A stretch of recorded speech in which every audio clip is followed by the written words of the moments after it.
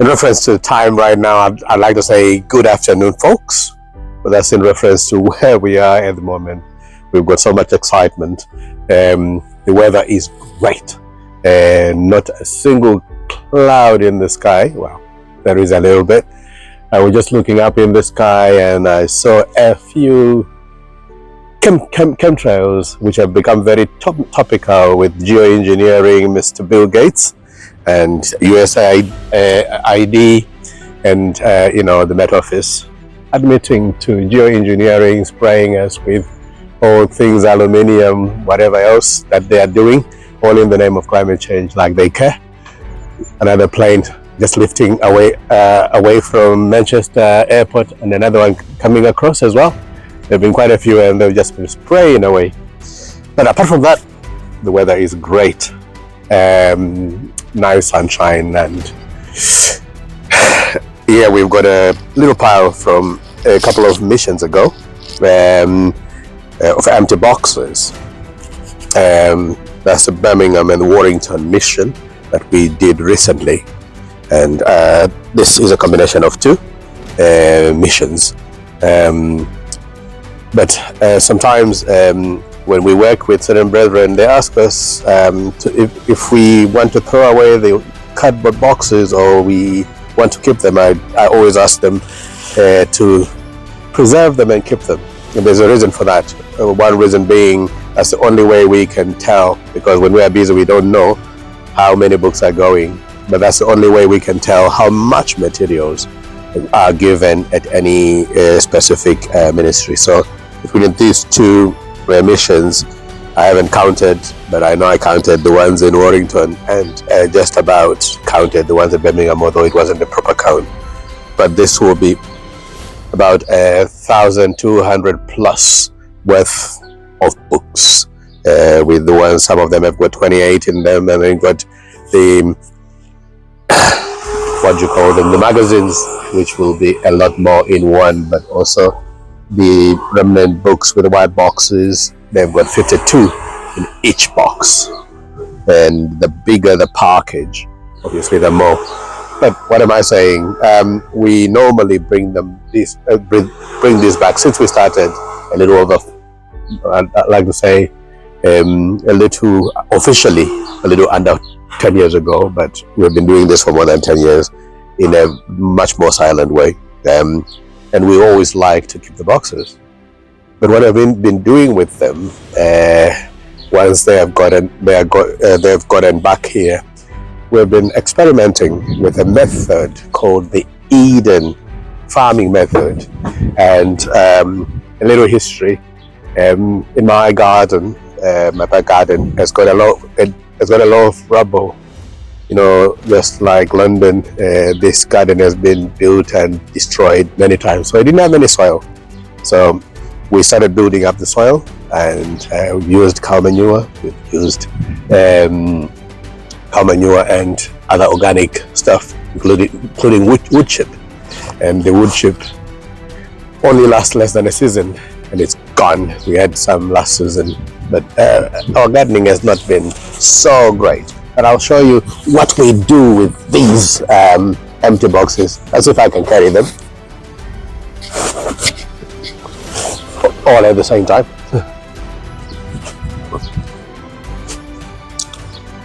If you come along, you'll see. Yeah, so you can see that there are layers upon layers upon layers upon layers of cardboard in the garden. And I'd like to say they roughly last about, I'm guessing about a year.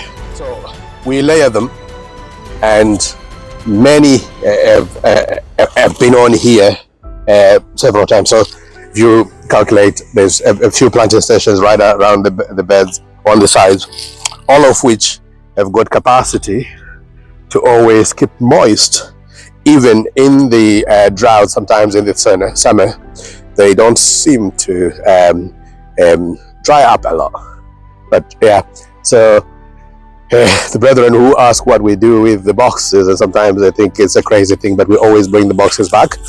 We just layer them, and rain takes care of them. And before you know it, in a short few months, in a season or two, they'll be gone. But because we are always putting some on top, there is always a build-up. And the interesting thing is, it creates a microclimate where we haven't needed to water much our plants, especially this just here has got this bed down here has got microchip, and this is less than one season. It came on here in winter. Yes, I bought in some compost and mixed it up, but it's almost wholly gone. And there's been many wood chippings with greens, as well as the carbon, which is the wood itself. But the quality of the soil is quite fascinating, especially considering it was just it's got plenty of worms in it.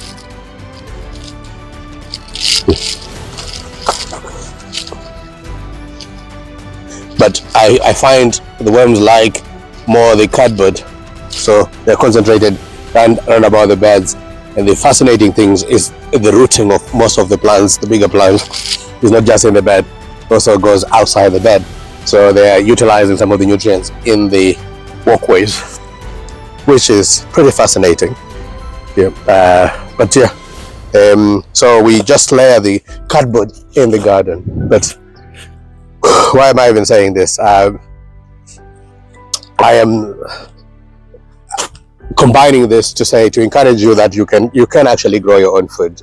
And there's this method, the Eden method, which relies heavily on wood chip.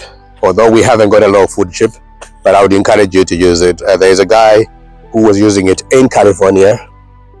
It's a method that renders itself pretty useful where the rainfall is low. Yes, we got plenty of rainfall here. We are not very far from the Peak District.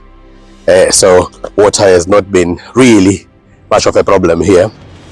But it is a method that if you could use it in more arid places like, Savannah is in Africa, as well as the Sahel region. Because what it does is, whatever little water you get in form of rain is it infiltrates, it increases the infiltration rates, but it also preserves it under, and the earthworms that you sow do all the digging for you, because they are eating the cardboard. As you have seen, they eat the cardboard, transforming it into soil and keeping the soil rather moist. But also I'd like to use this opportunity to promote the mission in London on the 18th, 19th and 20th of April. We have put another appeal out, and I wanted to remind you that we're going to need a lot of fresh materials. Desire of Ages, as you can see, even if you look through this, there is not that title, Desire of Ages, in the empties, because we have just been concentrating on Great Controversy, Ministry of Healing, which is unlabeled, and two types of the Great Controversy, 1911, which is the Harvest Time one, and this is the Roman publication, which we all get from Harvest Time. And then we got the Steps to Christ, which we bought during the Scottish mission. But yeah, these are the ones that we've got, and like we said in the last video, we haven't got a lot of them. We will need to buy quite a lot more, especially of the Desire of Ages, as it is going to be the book that is going to resonate with a lot of people at the play, the What's It of Christ, the Passion of the Christ. a lot of people will resonate with that book as it is centered on the Synoptic Gospels, and outside the Bible, there is no other book that I recommend about the life of Christ while he was on earth. It is a fantastic book. A lot of people last time did appreciate it. Yeah, so otherwise, please continue to support the work. We are more concerned with the work of aggressive evangelism, aggressive, effective evangelism on the streets, giving message for our time, the loud cry of the third angel. And also, while we are here, while this might not be country, we can at least practice to grow a little bit more of our own faith. We've been doing this, like I said, but not as efficiently, not as effectively. Hopefully this year, this might be even more effective, and we may have a lot more than we have had, like to put a little bit more effort than we have done in the past. So please look at the details, the banking details that is in the video, and help us to reach the goal of having enough materials for the weekend that's coming April 18th to the 20th in London, the Easter Friday at Trafalgar Square, the Easter Saturday at Trafalgar Square, and the Sunday at Hyde Park Corner by Marble Arch, where the work has been started there, and the brethren in London have been carrying it on. It's not easy work, but they have been pushing it and would like to promote that too. So if you please dig deep, partner with Christ, partner with us, and help us help God, and that we can expedite the second coming. I wanted to do this as a combination to encourage you. This is not country living, but it is something towards it. And hopefully we may be able to take a video of all the beds. We've already seeded a few things. We've got some radishes coming through.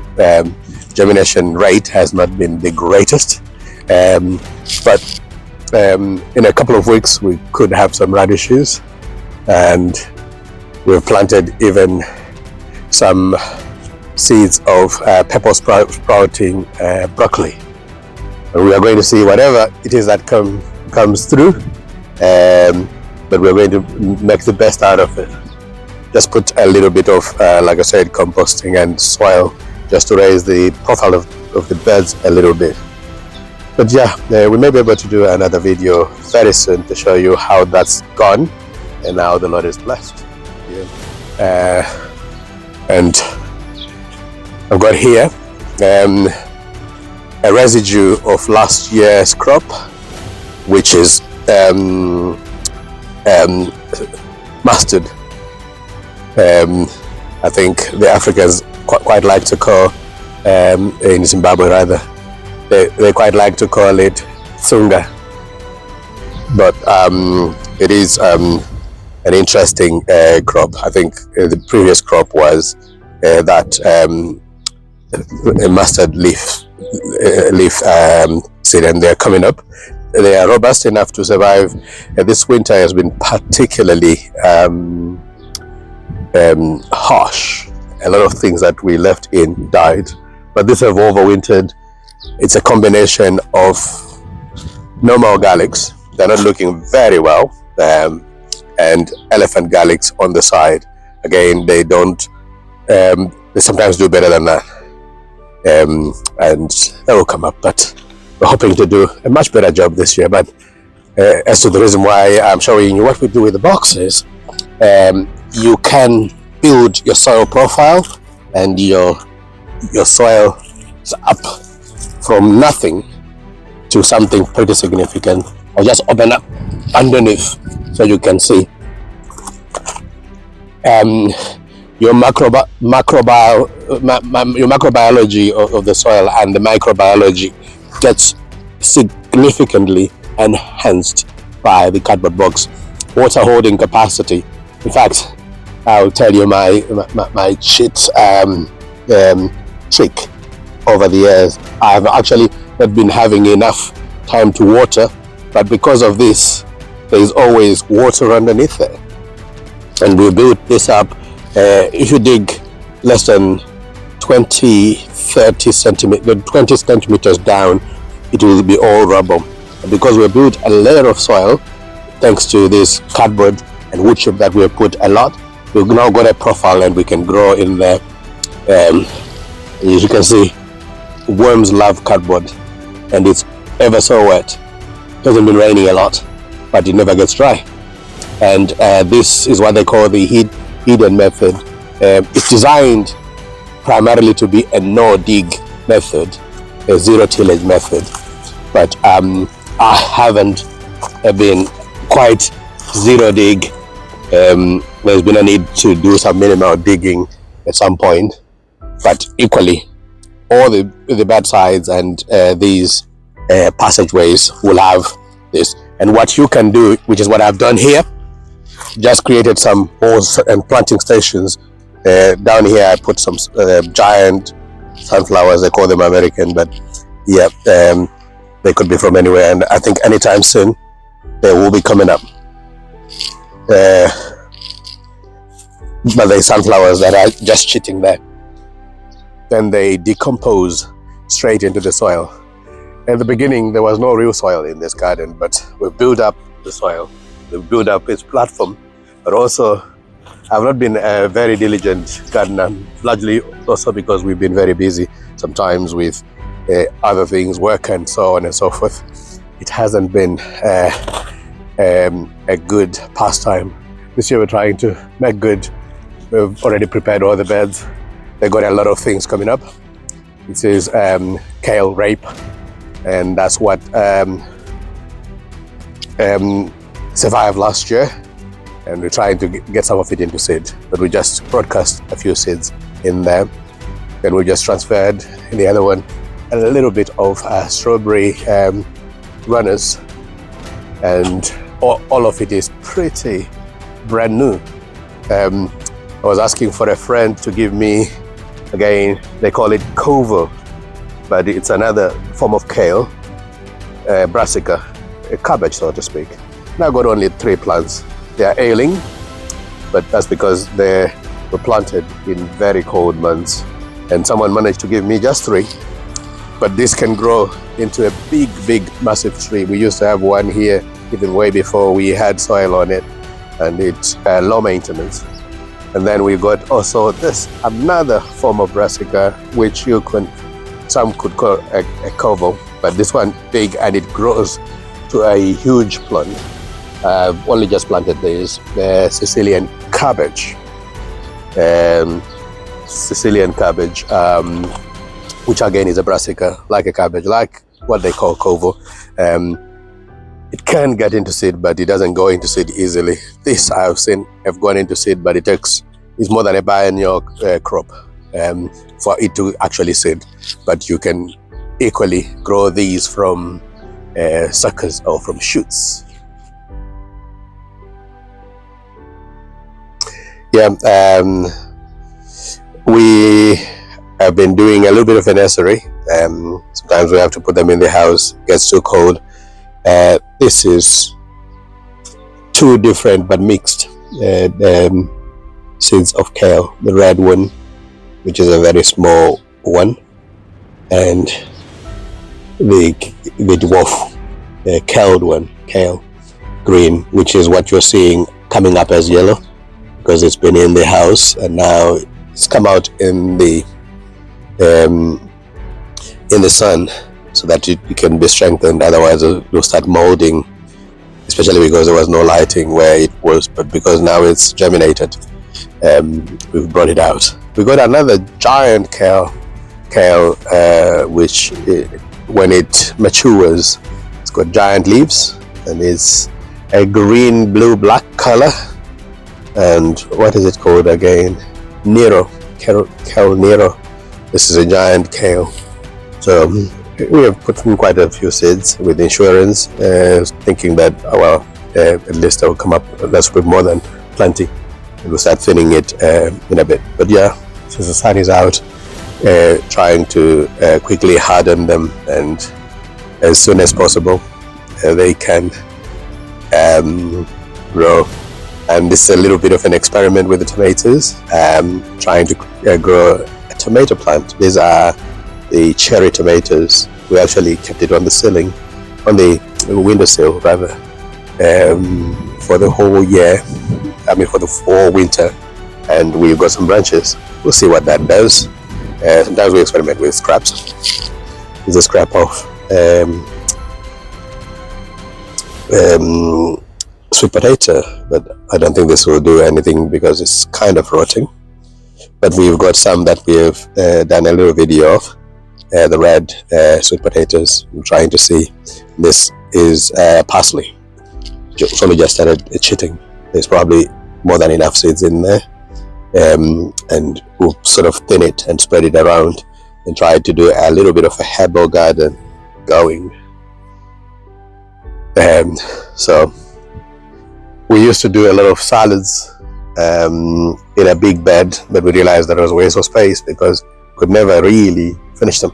So another little trick that I found out you could do is, in these trees are in their pots. We have not bothered to put them on the ground, but as a little bit of a foliar thing, we can do a mixed salad on them, and it's coming up, which is a lot of reds, greens, and mix. Again, we found that even just one flower pot is good enough. That sometimes we do find them very hard to finish, but we got 5 of these, and it's only just come up now. The downside to this is obviously you would need to water them quite a lot, because again the tree will be needing the moisture and the nutrients, and we've topped it up with a little bit of compost so that it does have nutrition, and it's shooting. They have flowered in the past, but because our watering has not been as consistent, so the fruiting has not been great.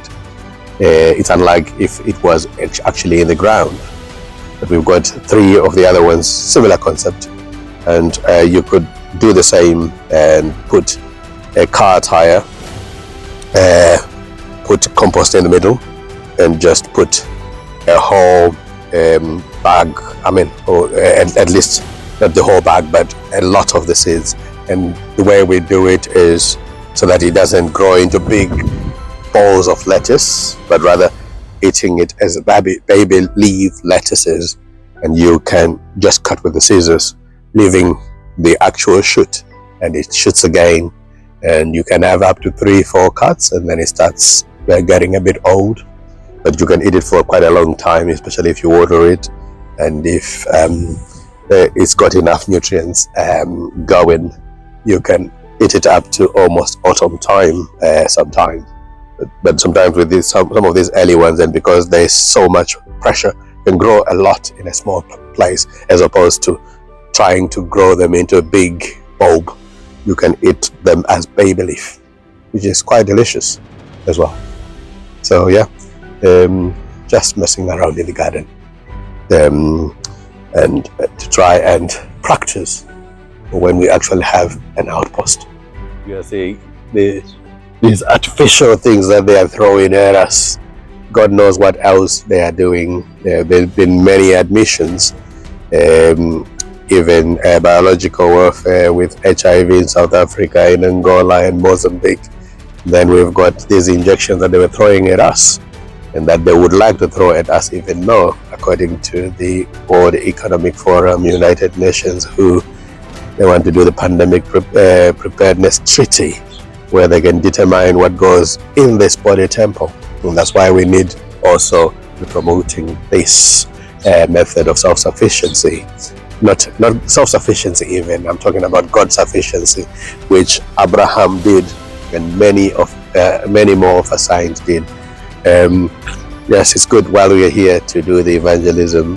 It's even better to be obedient to God by living in the country. Revelation 18:4, the angel says, "Come out of her, my people, and be not partakers of her plagues," not receive of her plagues. So the country living message is the call out of Babylon.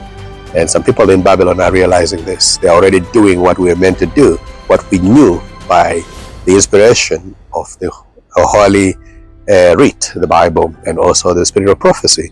We have seen many of them, and you can look it through our videos. We've seen a lot of people who have never read John 3 verse 16 were creating communities that are self-sufficient. But we don't do self-sufficiency.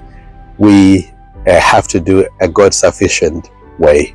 May God bless you as you partner with us. But also, before I forget, if you are in and around London on the 19th, 18th, 19th, and the 20th, we are not just looking for materials and books, because these are just things. God is looking for people to work, and people to work on the other brethren, to rescue as many as possible and bring them to Christ. So if you are in London, come and join us. Come and join the work. Come and see what the Lord is doing on the mission field. You will be glad you have come. May God bless you. Godspeed and Maranatha.